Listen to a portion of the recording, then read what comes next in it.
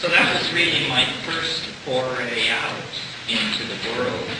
I went back to Bombay and then back to Berkeley, and by that time it was early 1968, and I got back to Berkeley just in time for the street uprisings of May and June and July of '68, which really was that was the cauldron of my generation. I mean, I don't know how many of you were there the night we burned the Bank of America. These great homes.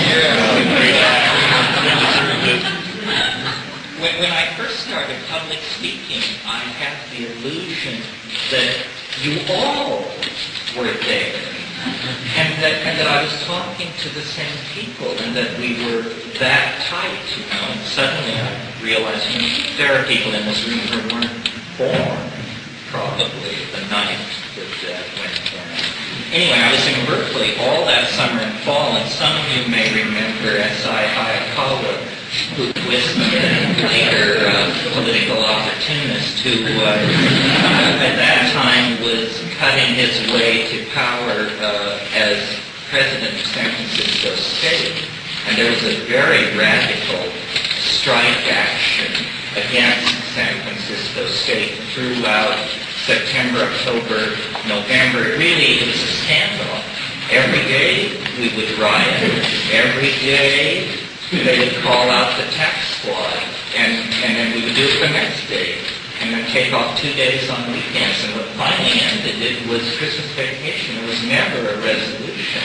But it was really a crazy scene. It was one of the most Orwellian things I've ever seen. Because San Francisco State has a big quad with square cubicle buildings on all four sides of it. Well, the tax squad, intelligence people, and the FBI and the CIA, who knows who, would put their observers up on these rooftops. And they were filming with telescopic cameras and all this. And obviously they also had closed-circuit TV, because you never saw Hayakawa. You never saw him. But there were these huge loudspeakers mounted on the corners of these buildings. And they would hold rallies, and the Black Panthers would speak, and some guy would get up and say, now, you all know why we're here. We're here for business. And the business administration building was one of the buildings here. He said, we're here for business. And the crowd would just begin moving toward the business administration building. Meanwhile, the cobblestone walkways were suddenly mobile in the hands of the crowd.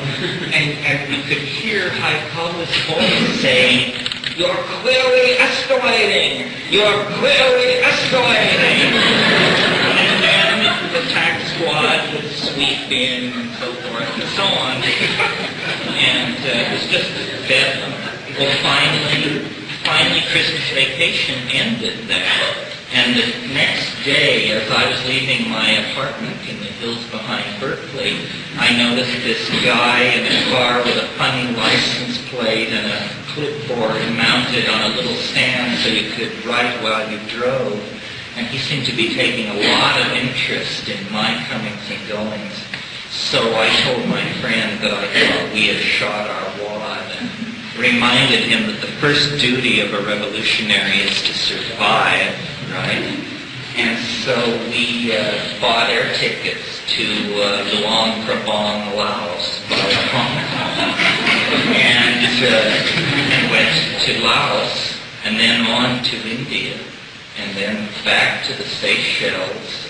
There was a possibility at that time of getting real estate in the Seychelles.